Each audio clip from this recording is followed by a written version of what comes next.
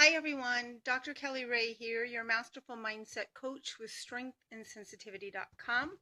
How are you this Friday? Woo! Thank you so much. There's so many of you that have opted in for this weekend's challenge, and that's so exciting. I'm so excited to hear what you do and what you accomplish and what you come up with.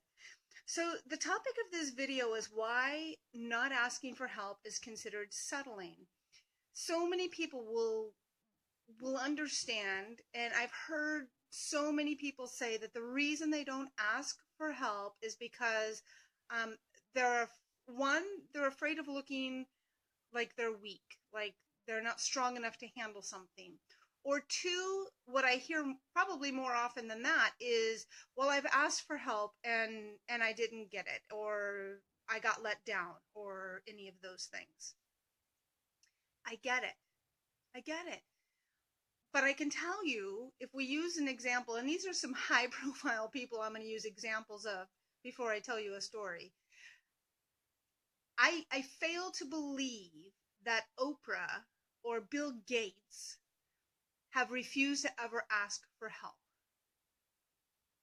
I can say for sure, Oprah, I know, has never failed to ask for help. In fact, when she had her TV show, she was always bringing people on that she would share how they made an impact on her life, how she's asked for help. She asked for health and fitness, for her spiritual world, all of that. And quite honestly, Oprah and Bill Gates did not come from a silver spoon in their mouth.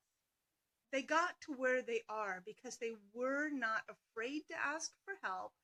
They were not afraid to fail. They were not afraid to keep going, even when I know there was moments when they probably thought about just throwing up their hands and saying, forget it. I have no doubt. We've all done that.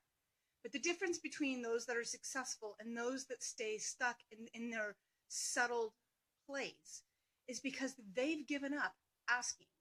They've given up on looking for other solutions. I can tell you, when I opened my coaching practice over 14 years ago, and prior to that, I've actually been coaching and counseling for over 25 years. But I never took the leap of faith of going and opening my own business, doing my own thing. Why? Same reason so many others. Afraid. Not sure if I could do it. I have all of the BS excuses for why I didn't do what I did. I didn't want to ask for help. I didn't want to look weak. I didn't ask for, I didn't believe in myself. So, but after 14 years ago, when life situation, hey Adele, when my life situation changed, I became a single mom when my daughter was 6 weeks old, and life kind of shoved me a little bit and said, okay, girl, what are you going to do? What do you want to do? And I'll be really honest, my first instinct was I just wanted to lay down and die because I thought this was the worst thing ever. And that lasted for about a nanosecond because I decided I had too much living to do. I had to take care of my daughter. And I knew I did not want to work for anybody else again. In those 14 years, have I worked for somebody else in the interim of building up my coaching business? Absolutely, I have. I have. And there's no shame in that. And I don't feel like a failure, or I don't feel like I haven't been successful. But what I can also tell you is I had to learn a lot in the beginning of my coaching practice. And one of the lessons I had to learn was that I couldn't help everyone. I couldn't. And that was really hard to stomach. So for those of you that say that you've asked people for help and they've let you down, or they've disappointed you, or you didn't get the help you want, I'm going to ask for your forgiveness right now, because I was one of those people. I was one of those people that probably would have let you down. Why? Because I thought I could help. I thought I could do the work that you weren't willing to do for yourself. I thought I could do that. That was a big lesson for me to learn.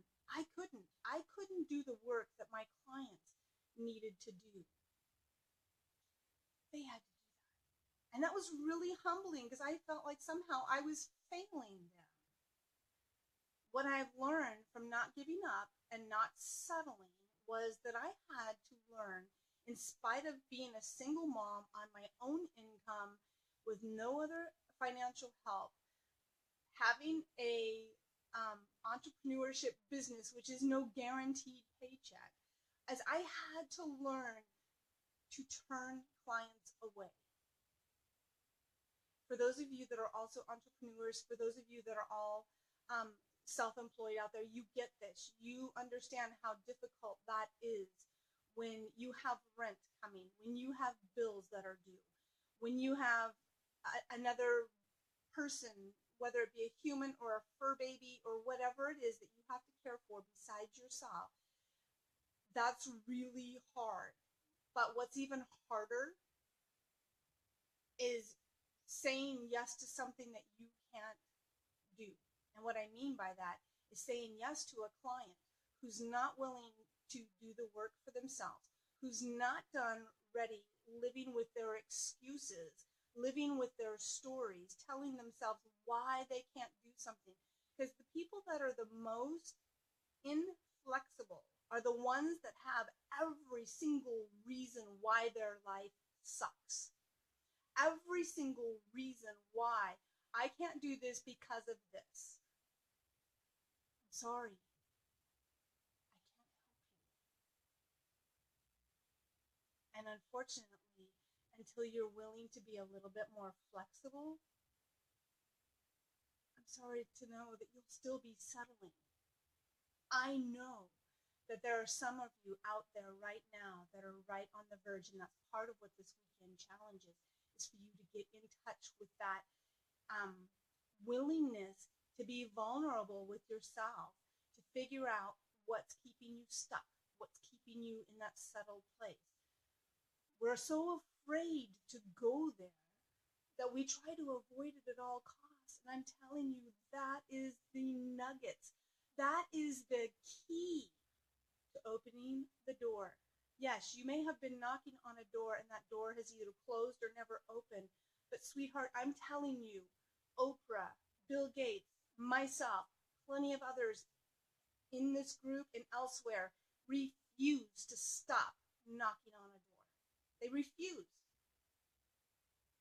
So if you're ready and you're saying, you know what, I'm going to knock one more time, I'm going to ask you to get in contact with me.